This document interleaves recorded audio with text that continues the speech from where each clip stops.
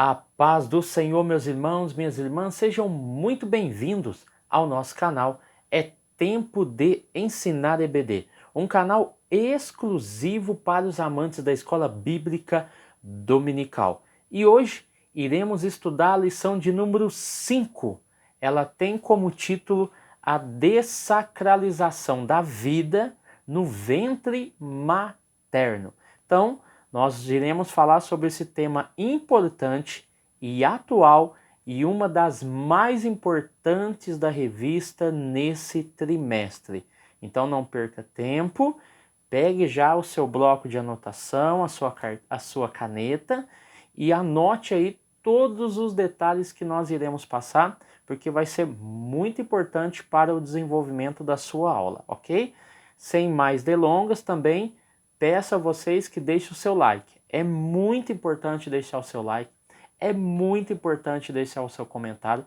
E você que não conhece o nosso canal, mas já passou por ele ou é a primeira vez que está passando por ele, dê o seu voto de confiança para nós. Fazemos conteúdo com bastante graça e com bastante responsabilidade, ok? Graça de Deus e responsabilidade. Então vamos lá.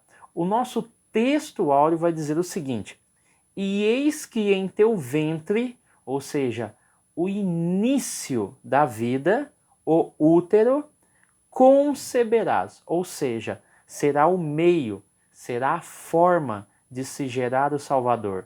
Ele vai vir através desse útero. Darás a luz, ou seja, no fim desse ciclo de 40 semanas, nascerá o Salvador. E por-lhe-ás o nome de Jesus, ou seja, esse ser que está sendo gerado dentro do ventre, ele vai ter o quê? Um nome, e esse nome é definido, porque o nome designa uma pessoa, ok? Então vamos lá. Dentro da verdade prática, a concepção divina de Jesus Cristo sacraliza, ou seja, adquire um caráter sagrado, ok? A vida no ventre materno e se opõe à cultura da morte infantil intrauterina do presente século. Lembrando que aqui nós estamos falando do século XVIII em diante, tá bom? Então vamos lá. Isso nessa pós-modernidade nossa, tá bom? Século XVIII para frente.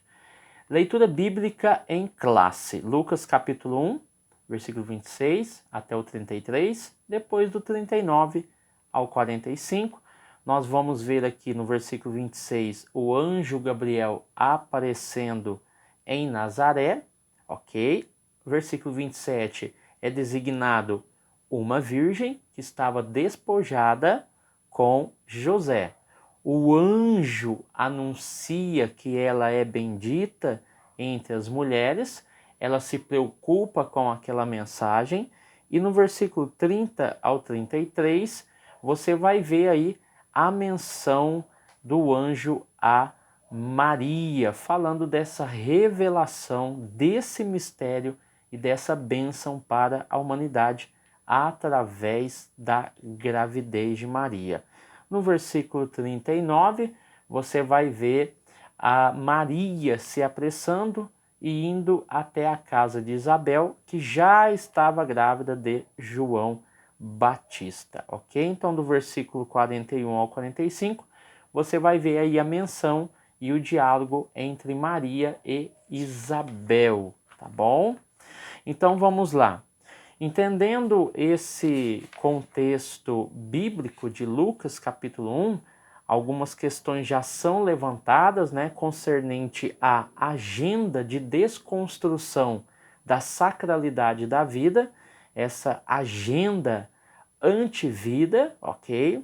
E que nós vamos ver que o cristão, o autor deixa bem claro que é preciso o cristão se posicionar de forma sábia ou posicionar sabiamente. Então, por isso que na outra aula eu bati na tecla da questão do estudo, a questão do aprimoramento, porque nós temos um desafio muito grande. É a cultura, tá bom? É os intelectuais e também nós temos aí a política. Então são 3 elementos que vão afrontar vão afrontar a ética cristã, ok? Então vamos lá. Introdução. Nós vamos ver aqui o autor mencionando primeiramente que Deus é o autor supremo da vida, né? Aqui nós já vemos aqui que ele modelou o homem do pó da terra e soprou em suas narinas, dando o fôlego de vida. Gênesis 2:7. Está bem explícito aqui. Salmo 139 vai mostrar essa formação através da Bíblia, né? A criação de cada parte do corpo, o salmista vai falando. Ele vai dizer que Deus viu seus ossos ainda no ventre da sua mãe, e também esse crescimento em secreto que acontecia no útero.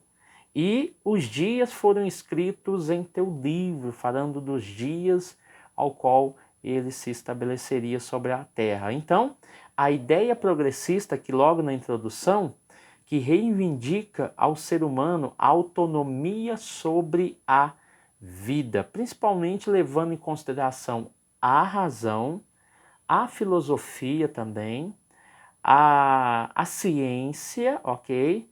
E a política, que também coloca o homem como centro das decisões do mundo. Então Deus, através da Bíblia, reivindica a autonomia da vida, porque os relatos sobre a vida, sobre a criação, o que nós conhecemos sobre Deus e a sua obra, está na Bíblia Sagrada. Então Deus, ele, através da Bíblia, reivindica a sua autonomia sobre a vida, ok? Dentro dessa introdução, o termo progressista é o termo aí que vai ser colocado em pauta aqui nos próximos tópicos. Tópico 1, a concepção de Cristo, o anúncio do nascimento. Você vai ver a questão da visita do anjo Gabriel, nós já falamos em Lucas capítulo 1. Após a visita, nós temos a revelação desse nascimento e como se dará isso, desse menino, do Salvador, Jesus. E nós vamos ver que diante de algo inusitado, ela pergunta como se fará isso, visto que eu não conheço o varão, ou seja, o mistério, a magia, o milagre envolvendo aí a concepção de Jesus. Aqui ele é mencionado como o Nazareno, seria chamado Nazareno, e aqui eu só queria abrir uma aspas, né, Mateus 2:23, que fala o que fora dito e não escrito. Então, não tem nada na Bíblia que diz que, pois o Cristo seria chamado de Nazareno. Mateus 2:23 fala que foi dito e não escrito, ok? Então não tem nenhum escrito na Bíblia que fala que Jesus iria se chamar o Nazareno, tá bom? É o que foi dito. Entendendo tudo isso, essas informações integram as profecias messiânicas e tornam fidedigno o relato bíblico, tá bom? Então, Nazareno aqui nós temos 2 viés. O primeiro seria um termo depreciativo, ou seja, desprezível, Nazareno, ou mostra a humildade exterior do Messias. Então, eu acredito que não precisamos adentrar tanto, até porque o foco não é esse, tá bom?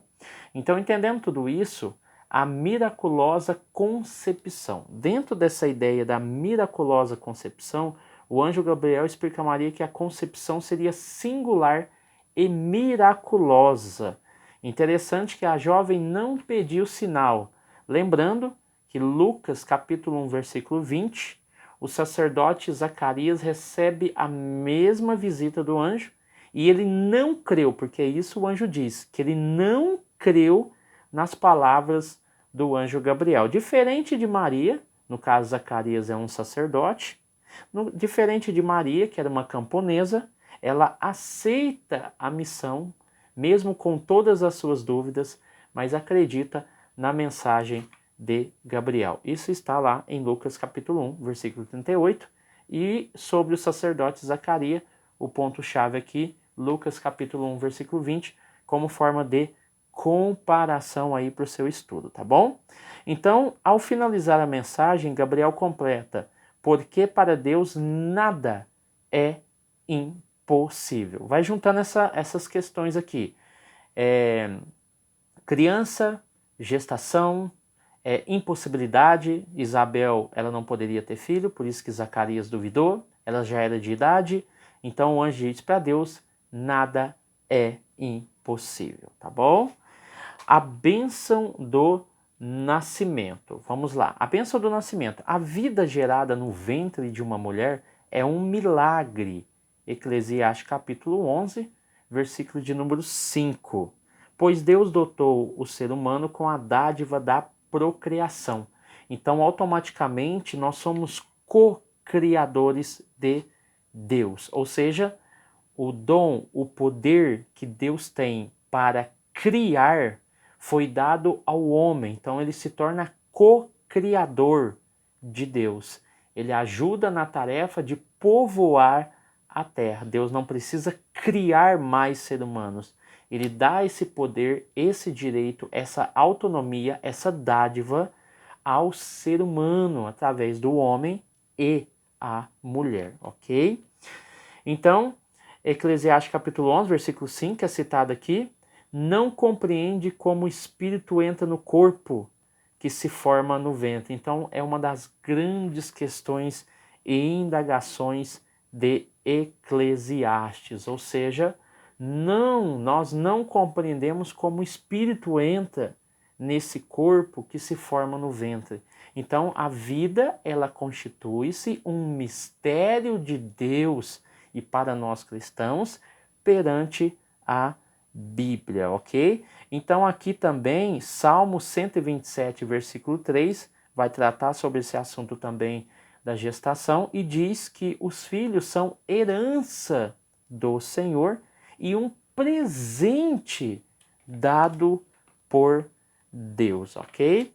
Entendendo tudo isso, nós já vamos aqui adentrar, depois saindo da bênção do nascimento, né? Nós vamos adentrar no tópico 2, e antes de nós entrarmos no tópico 2, que vai falar sobre a cultura da morte e o projeto ideológico, porque agora nós acabamos de falar sobre o projeto bíblico de Deus. Mas e o projeto ideológico? Será que ele tem a mesma finalidade, a mesma missão e o mesmo objetivo do conceito bíblico? Vamos ver aqui. Então vamos lá, entendendo algumas questões históricas, antes de entrarmos aqui.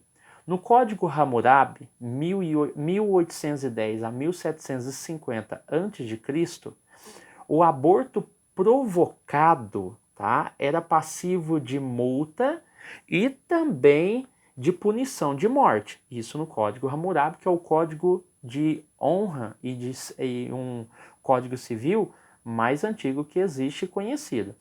No Brasil Império, 1830, nós vamos ver que o aborto e o infanticídio era punido com prisão e trabalho escravo. Isso no Brasil Império.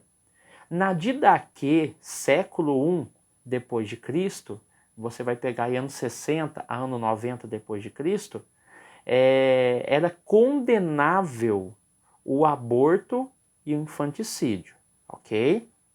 Entendendo isso, nós vamos ver também que os sumérios, babilônicos, assírios, hititas, israelitas, tirando a questão dos israelitas e os demais povos não tinham a sua regra perfeita, mas alguns padrões éticos e morais eles defendiam.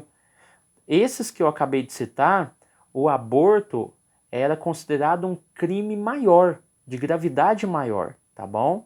Só que quando nós vamos para a época dos espartanos, você vai ver que a formação do hoplita, que é com H, né? Hoplita, que seria o soldado perfeito, fazia com que os recém-nascidos com doenças e malformações fossem jogados nos precipícios, porque eles tinham a imagem do homem perfeito.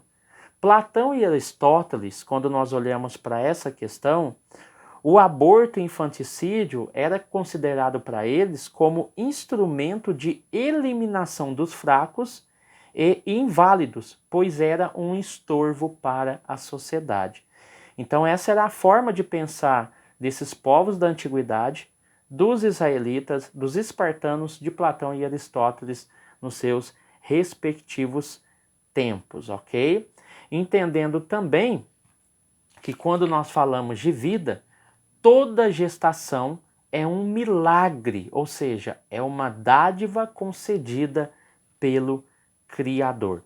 E antes de nós entrarmos aqui, eu queria parafrasear aqui também a questão da nossa política.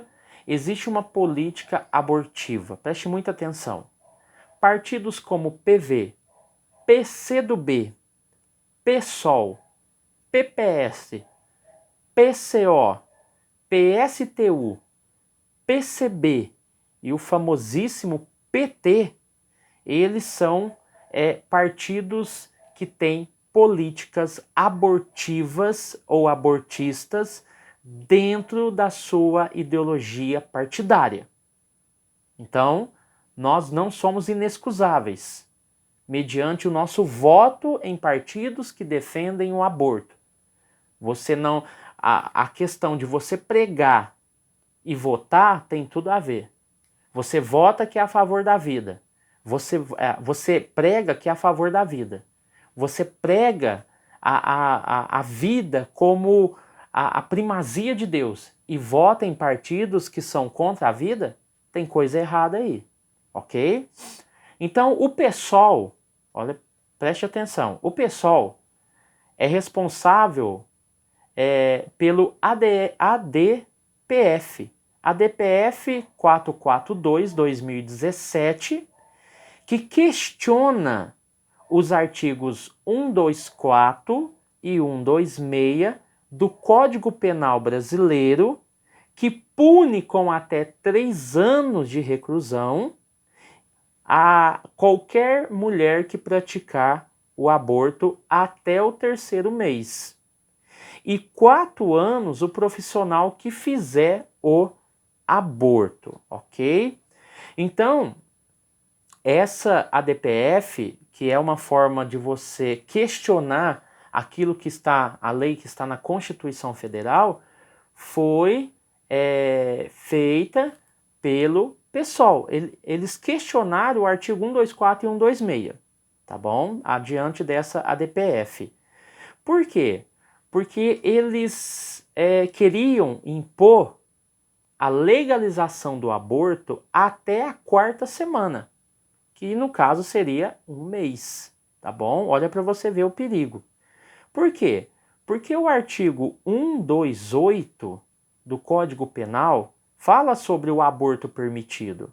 O aborto permitido é quando há 3 etapas: risco de morte da mulher, ou quando foi em caso de estupro, ou em caso de anencefalia, que é quando a criança nasce com uma deformação no cérebro e no crânio e ela não vai sobreviver por causa dessa deficiência. E isso foi uma ADPF 54 votada e julgada no STF, ok?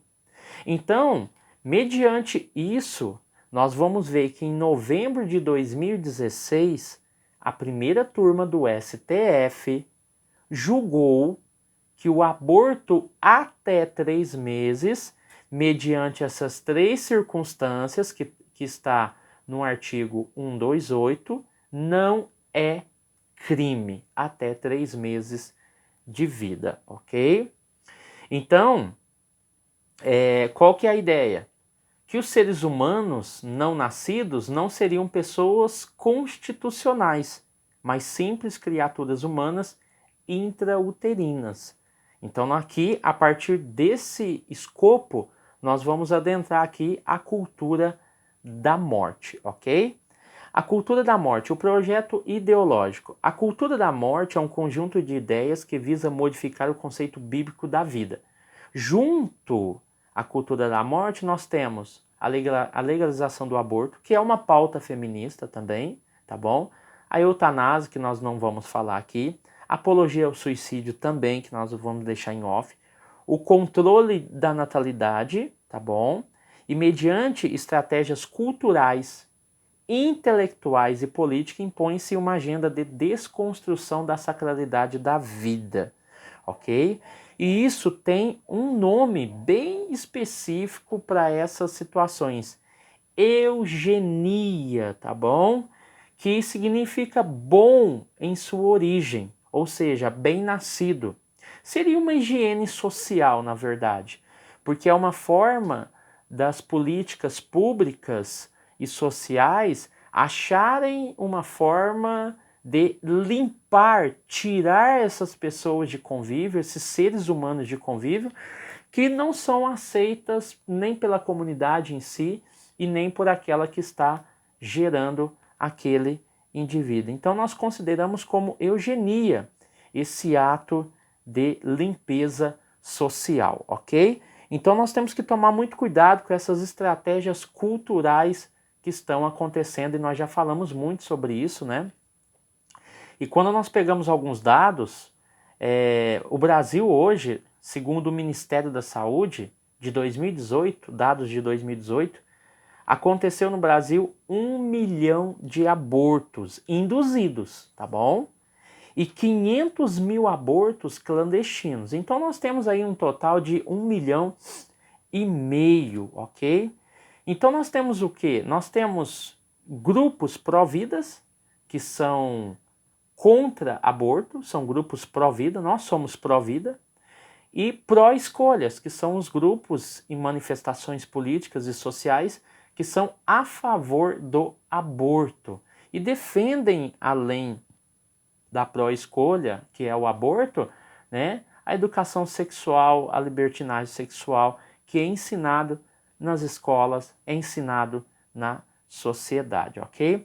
Então, nós estamos vivendo verdadeiramente uma inversão de valores. Quando eu falei aqui sobre o Ministério da Saúde, sobre a questão do aborto, é interessante notar que nem todos esses abortos foram gerados por causa de estupro.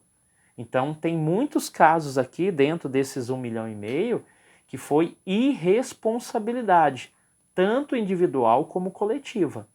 Eu falo como individual, como indivíduo, que a pessoa não se protegeu com camisinha e nem com o anticoncepcional, que está aí desde a década de 60, tá bom? Oriundos da revolução sexual. Então, quando a mulher começou a tomar a pílula, ela se tornou livre e independente para praticar a sua liberdade sexual. Então, o remédio está aí para isso, para inibir a gravidez. Só que a irresponsabilidade individual, coletiva e do Estado causa também esse agravante na sociedade, que é a quantidade de abortos. Então, por que eu falo inversão de valores? Que em vez de se pensar em soluções mais severas ao criminoso, já que nós estamos falando que muitos desses abortos são causados por causa de estupro, e outros não são causados por causa de estupro, mas de uma irresponsabilidade de jovens, adolescentes e adultos, né, que muitas das vezes se envolve com a sexualidade de tal forma que se engravida. Então, em vez de pensar soluções mais severas ao criminoso que cometeu tal ato, colocamos a criança como fonte do problema a ser resolvido. Então, em vez de nós falarmos qual que é a política que se usa na sociedade, X mães morreram vítimas de abortos clandestinos. Em vez de o anúncio ser assim, X crianças morrem vítimas de aborto clandestino e gravidez indesejada. Olha para você ver como se muda o discurso. O que se prega hoje é que as mães morrem vítimas de aborto clandestino. Mas o certo seria: crianças morrem vítimas de aborto clandestino e gravidez indesejada. Então o poder público deixa de investir em publicidade a favor do anticoncepcional, do preservativo, tá bom? Nas escolas, nas mídias sociais e TVs, incentivando nas mídias, escolas e TVs o sexo livre. E daí nós temos um grande problema. Então, em vez de nós tratarmos esse caso com bastante seriedade, nós estimulamos a prática através do aborto. E não através da conscientização, a diminuição do aborto, através da conscientização e de uma lei mais severa para os crimes de estupro, porque muitos desses abortos são causados por causa de estupro. Então nós temos os dois lados da moeda. Então nós temos aqueles pró-vida e aqueles pró-escolha. E aqui a ideia é o aborto como medida de saúde feminina. É o slogan. Direitos incondicionais da mulher sobre o próprio corpo, tá bom? Então essa eugenia, na verdade, acontece. É quando você tira de circulação o feto por causa de uma má formação, dando lugar a pessoas saudáveis, ok? Então aqui, entrando nesse contexto, o ministro do STF, Luiz Roberto Barroso, os irmãos bem conhecem, em um caso de um pessoal de Duque de Caxias, no Rio de Janeiro, que teve ali envolvimento da prática de aborto consentido pela mãe, no dia 7/3/2017, ele, todo mundo já sabe da ideologia que ele propaga, ele diz o seguinte nessa audiência: a mulher tem o direito sobre o próprio corpo e, portanto, tem o direito de interromper a gravidez indesejada. Então, com essas palavras de um ministro do STF, eu vejo, na verdade, o incentivo dos vícios, da libertação das tensões eróticas, que assola o indivíduo, e também várias outras práticas que podem surgir.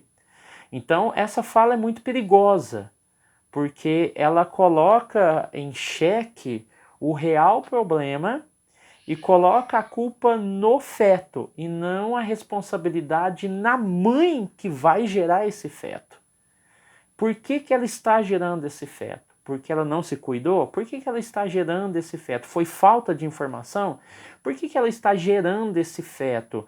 Foi devido à libertinagem desenfreada que nós vivemos nessa sociedade? Então a forma mais prática de se livrar do indivíduo do custo público é eliminando essa própria vida, tá? Sem contar que o aborto, por mais que ele seja em hospital, ele ainda causa grandes riscos à saúde da mãe. Eu me lembro muito bem quando eu era criança na escola, eles passavam um vídeo da sucção de um feto, dentro na barriga de uma mãe. E você via a criança tentando se esquivar daquela sucção. E aquilo ali era terrível, a gente saía chorando, as meninas saíam chorando, mas conscientizava. Hoje não existe essa conscientização nem nas escolas, nem na via pública, nem nas mídias sociais e nem na TV. Então, a libertinagem está desenfreada. Vamos lá. O direito sobre o corpo começa aí a partir do século XVIII, século XIX, século XX ganha bastante intensidade, principalmente à volta da Revolução Cultural e Social. A cultura pós-moderna insiste que é direito do ser humano exercer autonomia sobre o próprio corpo, tá? Então nós estamos falando aí dessa revolução que já vem aí do século XVIII, tá bom? Então nós vamos ver que o slogan "Meu corpo, minhas regras" é utilizado em defesa das liberdades sexuais e reprodutivas. ativas, ok? Nessa percepção estão os direitos. Aí você dá vazão, dá margem ao quê? À prostituição, ao aborto, à eutanásia, ao suicídio, entre outros, por causa dessas liberdades sexuais, reprodutivas, enfim, liberdades adquiridas através de um conceito bem complicado de movimentos, principalmente ligados à esquerda, tá bom? Então, o corpo deve ser nutrido e respeitado, Efésios capítulo 5, versículo 28. Então, nós temos que tomar muito cuidado com o relativismo e o ativismo. Relativismo e o ativismo, ok? Porque nós já falamos que a vida é um milagre, então ela não pode ser interrompida.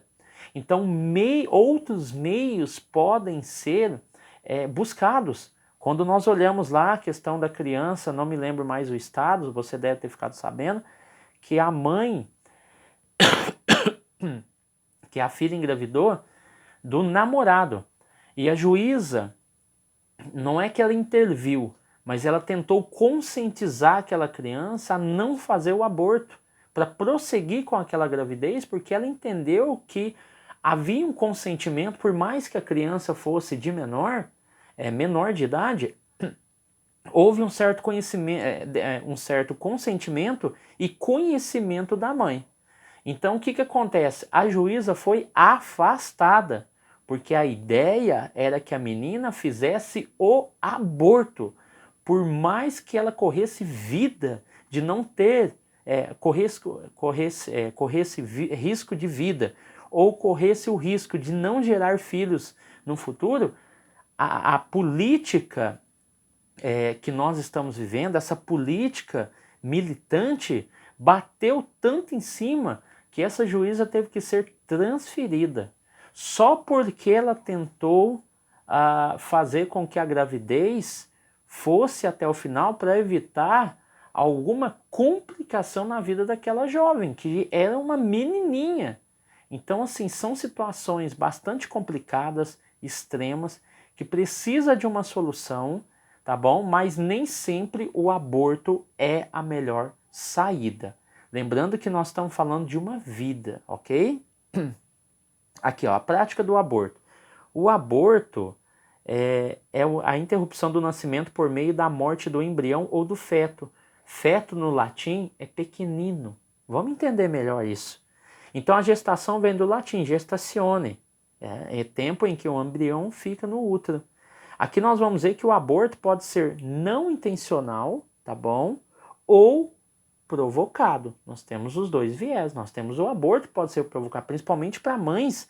Até o 3º mês de gravidez, elas correm sério risco de acontecer um aborto não intencional, porque o corpo entende que aquele embrião, aquele feto que está sendo gerado, ele é um corpo estranho, e ele tenta expulsar aquilo ali, e muitas das vezes acontece, por devidas variações, o aborto não intencional, tá bom? Quem mata o embrião ou feto atenta contra a dignidade humana e a sacralidade da vida no ventre materno. Então a pergunta é, quando começa a vida? Para a gente entender sobre essa questão do aborto que nós estamos falando, quando começa a vida? Vamos lá, nós temos 3 fases, fecundação, embrião e feto. O espermatozoide, ele sobrevive 72 horas. O óvulo liberado para a fecundação, ele dura em 12 a 24 horas.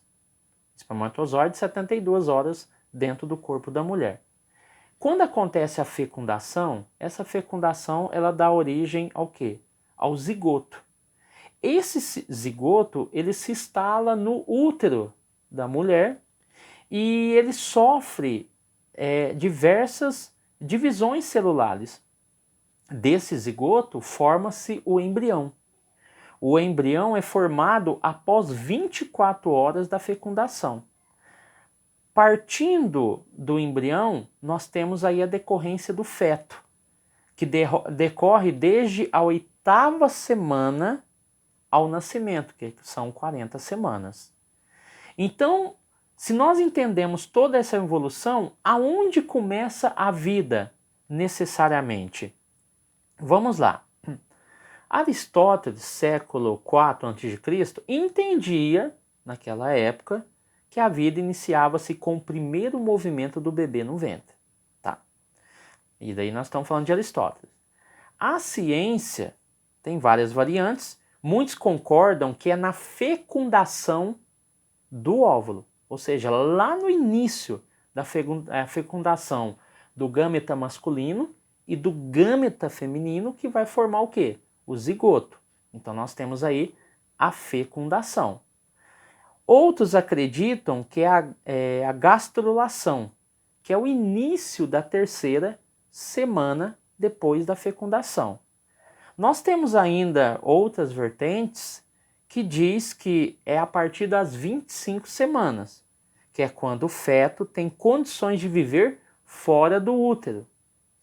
E nós temos os cristãos, nós cristãos, que acreditamos, dentre essas posições, que a vida começa na fecundação, quando o óvulo é liberado para fecundação e o espermatozoide fecunda esse óvulo.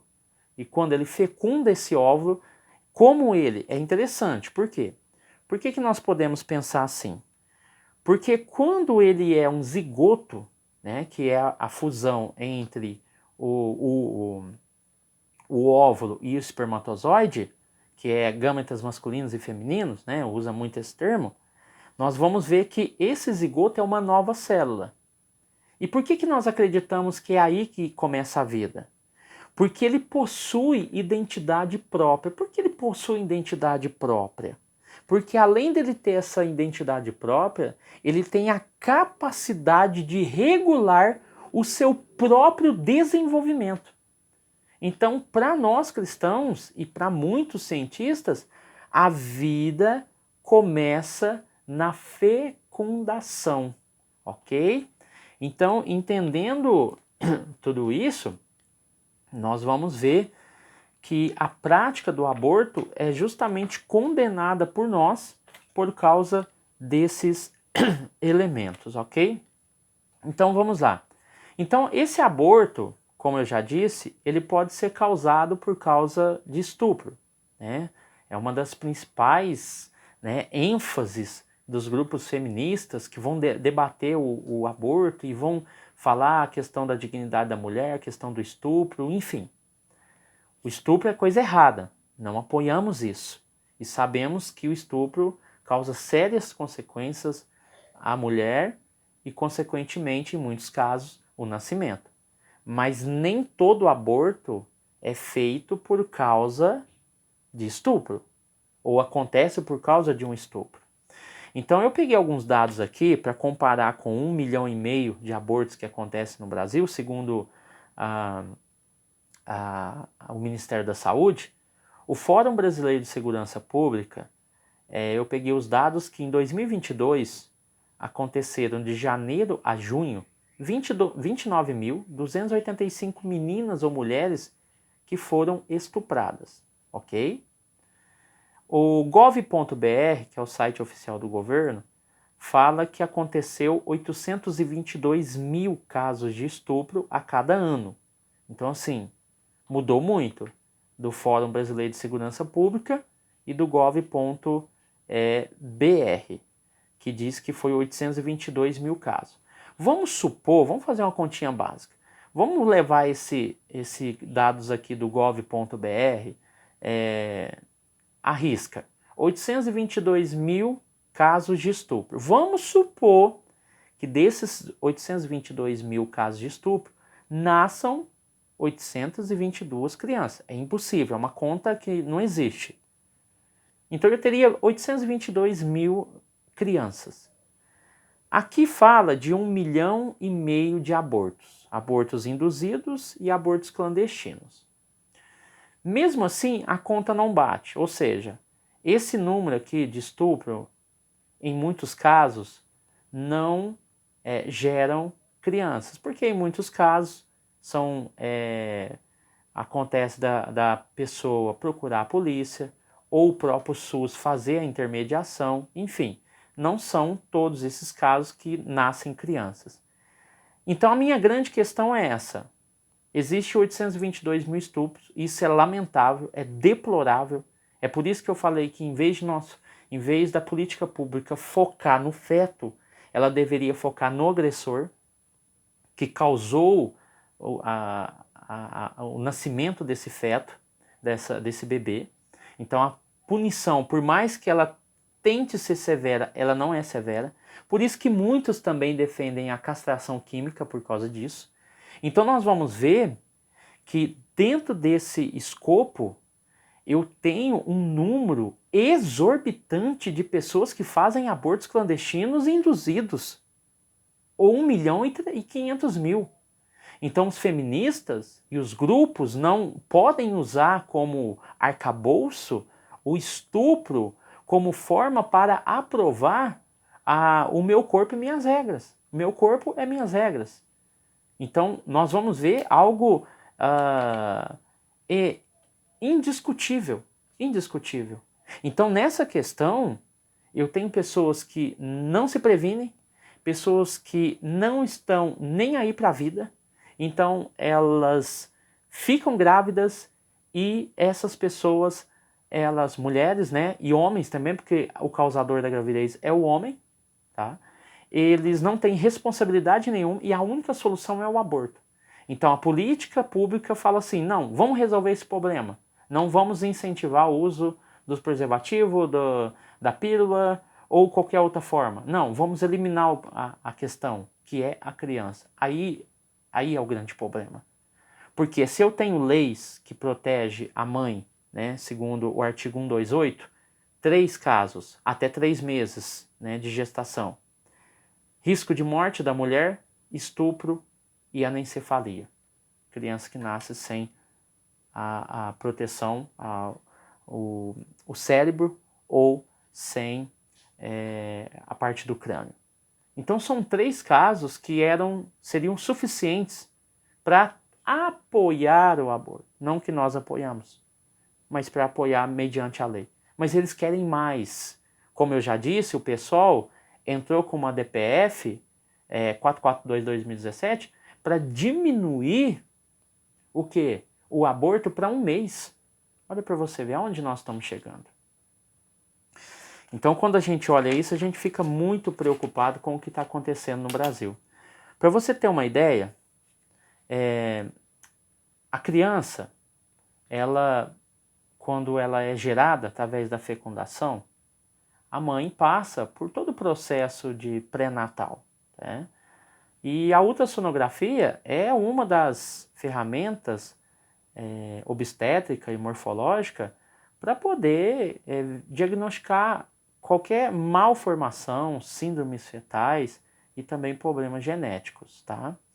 Dentre eles estão a anencefalia, como eu já disse, a hidrocefalia fetal, a síndrome de Down, tudo isso dentro do prazo de 3 meses a 4 meses. Vai fazer o diagnóstico também de doenças infecciosas, toxoplasmose congênita e hepatite B congênita. Então você vê que é mais fácil você tratar essas crianças com respeito, com dignidade, e esses seres humanos que estão gerando ter a responsabilidade de saber que eles estão gerando uma vida. E essa vida, ela pode ser consumida por uma militância, destruída por uma militância que está viva, que não é fruto de aborto, porque se fosse fruto de aborto, não estaria protestando. Mas quer que o seu filho seja fruto de aborto? Ou quer que você aborte quando achar necessário? Então essas brechas que aparecem na lei fazem com que o aborto seja algo muito comum, ao ponto desses partidos políticos exigirem políticas públicas que deem capacidade ao SUS de fazerem abortos quando a mulher quiser. Então, se ela identificar que o seu filho tem síndrome de Down ao 3º mês de gestação, ela pode pedir o aborto. Entendeu como é que é um problema muito grande? Hoje o aborto ele só é liberado pelo juiz. Agora, se as leis forem passando, qualquer mulher poderá chegar na UBS, o médico no SUS, né? Pode chegar no SUS e o médico não pode negar esse aborto, porque antes eles faziam um juramento de não fazer aborto. Aí depois mudaram por causa da militância. Mudaram e hoje eles são obrigados a fazerem um aborto. Então você vê que a sociedade está mudando muito, né? Então vamos lá. O tópico 3, a sacralidade da vida. A vida é inviolável, ou seja, nós tratamos sobre a dignidade da pessoa, o valor da vida e a inviolabilidade dela, ok? Então isso nós tratamos aqui. Então Deus criou com as próprias mãos o quê? O ser humano. E para aumentar essa intimidade conosco, aproximou o seu rosto e soprou em nossas narinas, tá bom? Dando a nós mais comunhão entre ele e nós, ok? Então nós entendemos que a vida é inviolável. Então nós temos que tomar cuidado com o relativismo, que o autor coloca aqui, tópico 3, subtópico de número 1, e a manipulação da consciência. Para nós não entendermos e compreendermos que isso é correto, que isso é certo. Não é. Existem outros meios, existem outros viés. Eu lembro muito bem quando minha esposa fez um estágio no Conselho Tutelar, teve um caso de uma moça que não quis a gravidez, mas ela levou a gestação até o final. Quando chegou no dia do nascimento, chamou-se o Conselho Tutelar e o Conselho Tutelar levou essa criança já no quarto. Então você vê que em determinadas situações tem solução. O aborto não é a única solução que existe para os problemas existentes. Se cria um grande problema, uma grande falácia em cima de um caso, para que todos os outros casos sejam banalizados e assumidos como essenciais para aquela questão. Então, aqui nós entendemos isso. Aqui ainda no subtópico de número 2, o começo da vida, né? Aqui o autor coloca a questão da fecundação, Jeremias 1:5, tá bom? E a vida começa quando ocorre a união dos gametas masculinos e femininos. Essa é a nova célula, é um ser humano e possui identidade própria e, portanto, o seu direito de nascer não pode ser interrompido. Lembrando, né, que isso também, o aborto serve como uma grande indústria para a célula tronco, entendeu? Então tem muita coisa aí por trás. A posição cristã defende a dignidade humana e a inviolabilidade da vida desde a sua concepção. A vida humana é sagrada em todas as etapas do desenvolvimento da vida. Me lembro de uma vez que eu conversei com um pastor e ele, assim que nasceu, ele mesmo me diz isso, que a mãe dele pegou ele, ainda recém-nascido, e descartou, jogou na lata do lixo. Algumas pessoas na época acharam ele. Hoje ele é pastor, ele tem a sua esposa e tem a sua filha. Então é um descarte. Só que esse descarte aconteceu depois da gestação, depois do nascimento. E as pessoas querem fazer o descarte antes desse nascimento. Então olha para você ver, hoje ele tem uma família, ele tem filhos, ele tem uma vida social, ele é pastor, enfim.